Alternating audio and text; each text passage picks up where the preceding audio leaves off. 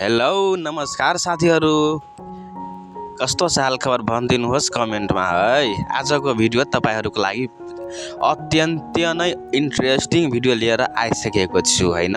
हो तपाईहरूको वेटिङमा आइसकेको छु फेरि पनि एउटा भिडियो लिएर हैन।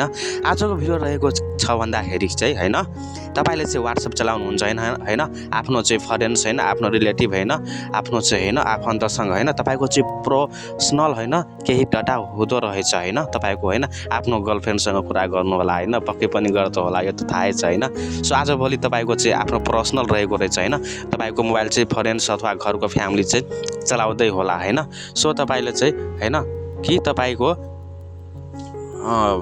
पर्सनल केही हुन्छ हैन, तपाईको इन्फर्मेसन भनेको तपाईको पर्सनल हुने गर्ने गर्छ हैन। सो त्यसलाई चाहिँ तपाईले चाहिँ WhatsAppमा हैन, WhatsAppको चाहिँ प्रोफाइल चाहिँ हैन भन्दाखेरि चाहिँ WhatsAppलाई चाहिँ लक कसरी गर्ने भन्दाखेरि हैन, लक गर्ने तरिका भन्ने बारे आज म तपाईहरुलाई जानकारी लिएर आइसकेको छु। सो के गर्नुपर्ने हुन्छ भन्दाखेरि हैन, अहिलेसम्म नयाँ हुनुहुन्छ भने सब्स्क्राइब गर्नुभएको छैन च्यानललाई, सो सब्स्क्राइब, लाइक, सेयर र साथैमा बेल आइकन दिएको घन्टी चाहिँ प्रेस गर्न नभुल्नु होला। हस्त आजको भिडियो सुरु गरौँ। सबभन्दा पहिले तपाईले के गर्नुपर्ने हुन्छ, सबभन्दा पहिले चाहिँ WhatsAppमा क्लिक गर्नुहोस्, यानी कि लगइन गर्नुहोस् यसरी हैन, क्लिक गर्नुहोस्। क्लिक गरिसकेपछि तपाईले चाहिँ हैन तपाईको यस्तो इन्टरफेस आउनेछ हैन तपाईको। सो यहाँ हेर्न सक्नुहुनेछ तपाईको राइट साइडको माथि हैन टपमा 3 लाइन दिएको रहेछ हैन, 3 डट, यानी कि योमा क्लिक गर्नुहोस् हैन।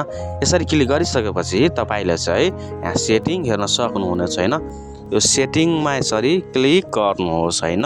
क्लिक गरिसकेपछि तपाईले हेर्न सक्नुहुनेछ तपाईको विभिन्न अप्सन दिएको रहेछ हैन, एकाउन्ट हैन, privacy, avatar, chats, notifications, storage and data, app language, help भनेर हैन। त तपाईले सिम्पली के गर्नुपर्ने हुन्छ भन्दाखेरि प्राइभेसी यहाँ दिएको रहेछ हैन, योमा क्लिक गर्नुहोस्। यसरी क्लिक गरिसकेपछि तपाईले हैन सिम्पली स्क्रोल अलिक डाउन गर्दै जानु हैन। यसरी डाउन गर्दै गइसकेपछि तपाईले हैन यहाँ हेर्न सक्नुहुनेछ तपाईको फिङ्गरप्रिन्ट लक हैन डिसेबल रहेको छ हैन, मैले लाएको छैन हैन। सो यसमा क्लिक गर्नुहोस् फिङ्गरप्रिन्ट लकमा हैन। यसरी क्लिक गरिसकेपछि तपाईले चाहिँ यहाँ हेर्न सक्नुहुनेछ अनलक विथ फिङ्गरप्रिन्ट, तपाईले चाहिँ अनलक विथ के फिङ्गरप्रिन्ट थ्रु चाहिँ गर्न सक्नुहुनेछ हैन।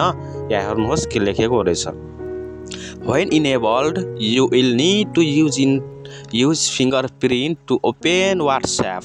You can still answer calls if WhatsApp is locked हैन। तपाईले भन्दाखेरि के भनेको रहेछ भन्दाखेरि तपाईले चाहिँ थ्रु फिङ्गरप्रिन्ट तपाईले आवश्यकता छ हैन, थ्रु चाहिँ तपाईले इनेबल मात्र गर्न सक्नुहुनेछ तपाईको WhatsApp हैन। You will still answer call if WhatsApp is locked, तपाईले चाहिँ WhatsApp लक भए तापनि हैन कल चाहिँ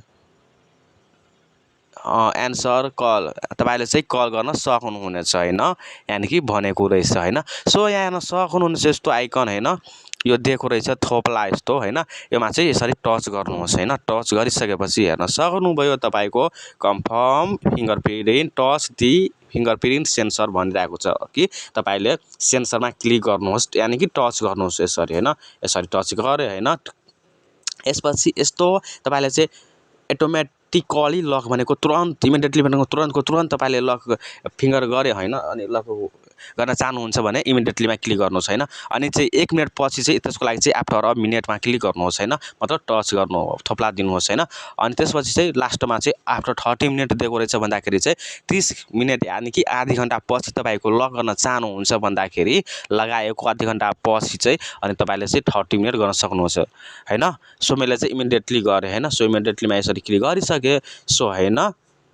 त फाइनली के तपाईको के भन्दा फाइनली इनेबल भइसक्यो हैन। सो आई होप तपाईले यो भिडियो पक्कै पनि हेल्पफुल हैन लाग्यो होला भने सो अहिलेसम्म सब्स्क्राइब गर्नुभएको छैन भने च्यानललाई सब्स्क्राइब वा लाइक गरी हैन साथीको माझमा पुर्याइदिनु हुन अनुरोध गर्दै हस्त बाइ टाटा। फेरि पनि मिल्ने छ अर्को नेक्स्ट भिडियोमा। अहिलेको लागि चाहिँ नेपाल।